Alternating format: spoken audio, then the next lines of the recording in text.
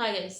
ఇప్పుడొచ్చేసి యూట్యూబ్‌కి సంబంధించి కొన్ని టిప్స్ చెప్తానని చెప్పాను గదా! కొత్తగా ఛానెల్ ఎవరైతే క్రియేట్ చేశారో, కొత్త ఛానెల్ క్రియేట్ చేసిన తర్వాత ఫస్ట్ వీడియోస్ కంటే షార్ట్స్ అప్‌లోడ్ చేయండి గైస్. అప్‌లోడ్ చేస్తే మీకు సబ్‌స్క్రైబర్స్ ఎక్కువొస్తారు. ప్లస్ వ్యూవర్‌షిప్ కొంచెం వస్తుంది.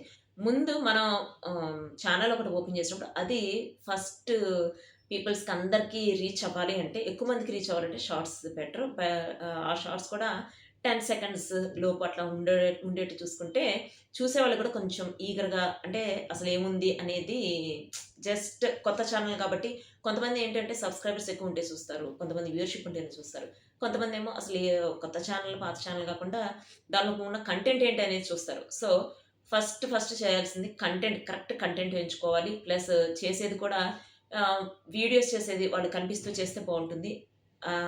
కాకపోయినా అవి ఫేక్ లాగా అంటే ఎవరైనా తీసుకొచ్చి వీడియోస్ ఎడిట్ చేసి పెట్టడం అట్లాంటివి చేయకండి. అట్లాంటివి చేస్తే ఎంత కష్టపడి చేసినా ఏదో ఒక టైంలో ఆ ఛానెల్ అయితే తీసేస్తారు యూట్యూబ్ వాళ్ళు.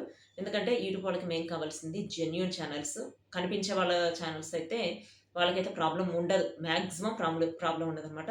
సో, నేను చెప్పాను గదా! ఇప్పుడు షార్ట్స్ ఫస్ట్ స్టార్ట్ చేయండి. షార్ట్స్ స్టార్ట్ చేస్తే సబ్‌స్క్రైబర్స్ వస్తారు.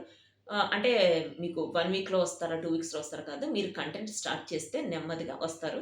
మీరు రావట్లేదు అని చెప్పి డిసప్పాయింట్ కూడా అవ్వకూడదు. ఎందుకంటే జనాలకి అంటే పీపుల్స్‌కి రీచ్ అవ్వాలి. రీచ్ అయిన తర్వాత వాళ్ళకి నచ్చాలి. నచ్చి సబ్‌స్క్రైబ్ చేసుకోవాలి. అంతేగాని కొంతమందేంటంటే సబ్‌స్క్రైబర్స్‌ని కొనుక్కుంటారు.